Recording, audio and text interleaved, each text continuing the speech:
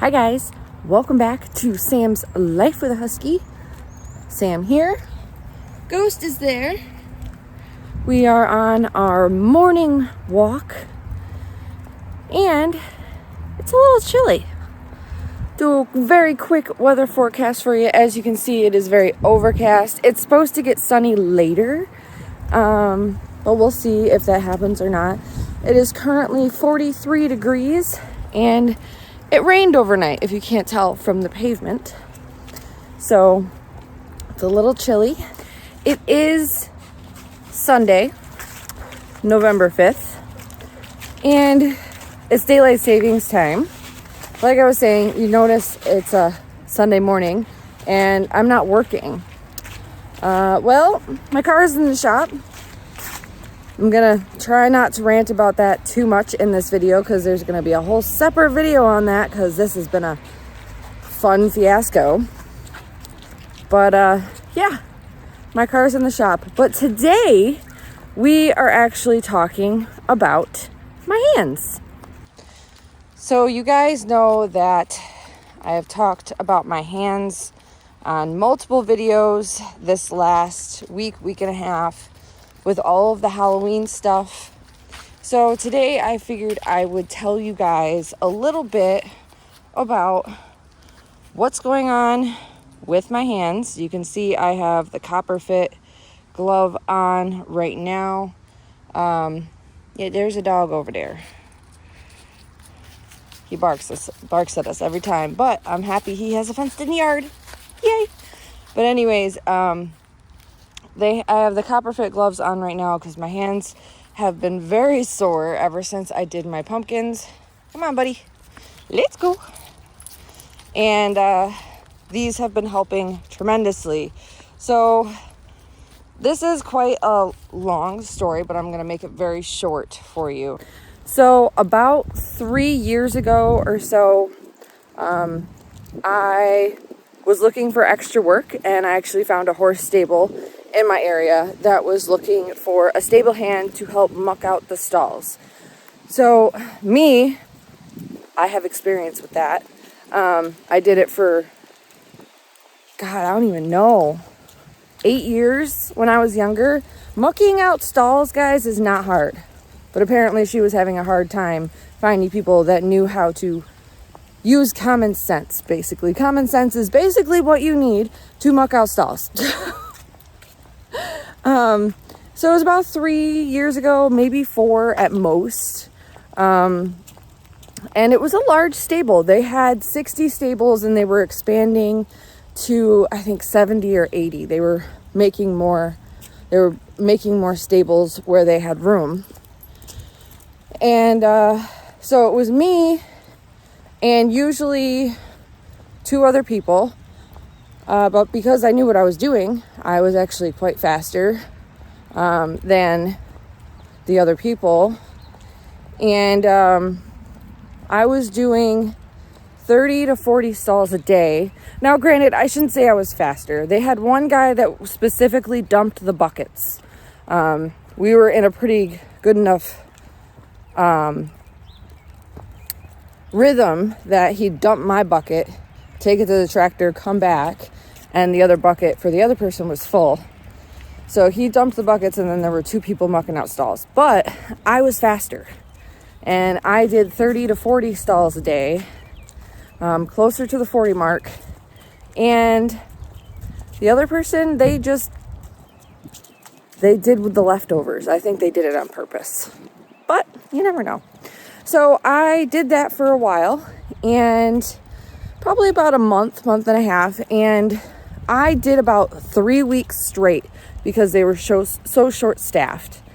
And my first day off from working 3 weeks straight, I woke up the next morning.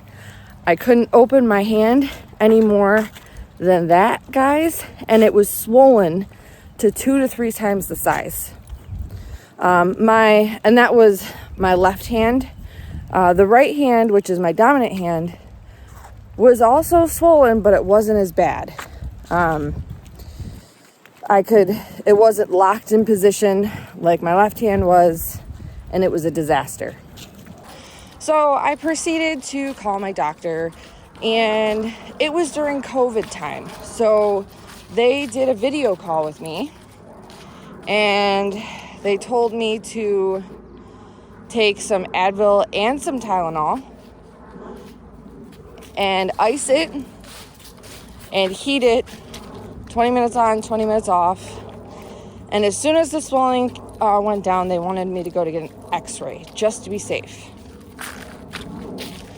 The x-rays were clear. Nothing was wrong. The doctor told me to take a solid week off from work, which I did. And the story goes on from there. So basically, my doctor said after that week, we had another phone call, another video chat. I was still in pain, still swollen. And my doctor was just like, everything's fine. He even sent me for a complete blood panel. They took 9 vials from my arm, guys. 9 vials. Because he thought it was something like super serious. So he goes, your blood work is clear, your x-rays are clear. He goes, there's nothing wrong with you. He goes, but I do recommend that you change jobs. He goes, I do not recommend you doing this job any longer. He goes, it's just going to happen again. So sadly, I had to leave that job, and it was very hard. Now, let me say, he told me for a solid week not to use my left hand at all. And let me tell you, at first I was like, okay, not a problem. It's my non-dominant hand. No big deal. Nope. You'd be amazed at how much stuff you do with your non-dominant hand. It was amazing. Trying to find things to do so I wasn't bored out of my mind was very difficult. Like, I started cleaning, but I could only clean with one hand. And this is actually when I started walking Ghost like this, because I couldn't hold on to his leash with 2 hands. It was amazing to me. So that was a learning curve for me. And basically, it hasn't been right since. Now, it's been a few years. So after that, I stopped working for that company. And I went and found something else to do. But last year, around February, March time, I started noticing that I was having increasing problems with my hands. And basically what happens is they swell up. They look like sausages to me when they swell up. And they ache constantly. Some days are better than others. Today, like on a normal day, I'm working at a 3-4. Today I'm at like a 7 or an 8 right now. And that's why I have my compression gloves on. The compression gloves actually help a lot. But I mean, that's all I can really do for now. So in March, I went to my doctor, and they were booked up until April. So I actually didn't see them until April. And my doctor was like, oh, it's a good thing you came in because you need a referral to go see a specialist. I was like, great. So they wrote the referral for me to go see a specialist and to get another x-ray to see if anything was different in the x-ray. I thought it was kind of weird that they didn't want to redo blood work because it had been 3 years since I had a blood panel done. But, oh well, I'm not a doctor, you know. And I went and got the x-ray, and then I called to set up that specialist appointment. It was a 4-month wait. They couldn't get me in for 4 months, guys. I was furious. I mean, obviously, I'm sure if it was an emergency, they would have got me in sooner. But still, like, 4 months is a lot. So this was in April, May, June, July, August. I saw them in August. And they basically told me that the x-rays show nothing, so it's not surgical. And they recommended that I do heat and ice compresses along with the copper fit compression gloves. And they also recommended that I go to physical therapy. So I did all the things. I did 4 sessions of physical therapy. The therapist is like, that's basically all I have to show you. There's nothing else I can do for you. Just keep doing these exercises at home and reach out if you want another appointment to maybe tweak some of your exercises and whatnot. So that's what happened. They found nothing wrong with my hands, and yet they swell and they ache constantly. So I'm basically living in pain nowadays, and I've grown used to it, but it still sucks. So the overall story is they have no idea what's wrong with my hands, even though there's obviously something wrong. And they just can't find it. So I am literally living and working in pain every single day. That is the reason why you see me walking with Ghost on a waist harness, a waist leash, because if I need to, I can hold him back. Like if there's another dog, like I can put him into a heel. But come on, Ghost. There was a dog through here recently. But basically, I just have to live in pain, and I have to adjust my life on occasion. I try to avoid taking Advil or Tylenol unless it is absolutely necessary, because taking medications constantly is not good for your body. So I just kind of suffer through it and do what I can do, and then I just go from there. And if my hands say that I can't do something that day, then I just don't do that day. So this year with pumpkin carving, it was very hard for me. When I get back to the house, I will show you the exercises that they gave me to do, which I do about once or twice a week. And I do heat compress and stuff. So I will show you all of that when I get back to the house, as well as next year's alternative for pumpkin carving.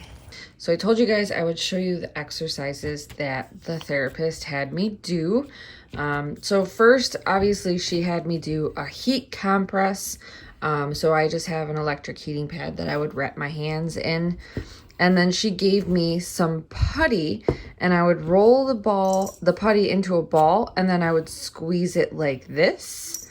And then she would also have me do the key pinch. So I would do this with each of my fingers. And let's see here, what else did she have me do? She had me get some golf balls, which I actually misplaced. I think they're under my couch, to be honest. And she would have me do the rolling in the palm with the golf balls. She also gave me, I have a kitty right here. She also gave me a rubber band, and I would put the rubber band around my fingers, as you would see here, and I would stretch my hand out. And I would do that. And then she had me get this. This is actually foam for your air conditioner that I just cut holes in, and she would have me do the squeezes with this. So these are the exercises that she had me do. And then it says to do 10 reps of each once per day. I've only been doing them a couple times a week. And you know, I do what I can. She says if it hurts, don't do it. So that's what I've been doing. And then these are stretches. So these stretches are the stretches that she wanted me to do for my hands. So this is one of the stretches, and then this stretch where you're actually pulling on the fingers with your other hand, if you guys can see that right there, that's the other stretch that she wanted me to do. These I can do multiple times a day. I do these way more. And then they said compression gloves. So I mean, I do these once or twice a week. The stretches I do more. And honestly, I can't tell if it's made a difference or not. My hands still have the same pain and everything. So I still do them because honestly, it doesn't hurt. It keeps the strength going in my hands, but you know, I honestly can't tell a difference. So yeah, that is the story behind my hands. I use a couple different compression gloves. I have a ghost hair in my eye. I can feel it. I use a couple different kinds of compression gloves, the copper fit, and then just some generic ones. The copper fits I wear mainly during the day because they are a tighter compression glove. And then the generic ones are a little looser, and I wear those overnight on my really bad days. But other than that, that's what I go through with my hands every day, guys. I am legit living in pain, and the doctors don't know what's wrong with me because they can't find anything in the blood work or the x-rays. So I do what I can do, and some days are better than others, and if I can't do something, I don't do it. That's just how things are. But I hope you guys enjoyed this little story about my hands and why I have problems with them. This is actually my solution for future years. So every year I will be getting a foam pumpkin and carving one of my favorite designs onto it. That way I can have those designs for future years and I don't have to carve as many pumpkins. Eventually, I'll have so many pumpkins I won't know what to do with them. But I'm really liking this idea. It'll help with my hands and I won't have to worry about stressing over pumpkins if I'm having a bad day with my hands. So that is all I have for you guys today. Thank you so much for watching. Thank you for subscribing. If you're not already subscribed, go ahead and hit that button and share this with your friends so that way we can grow the friend family. I will see you guys in that next video.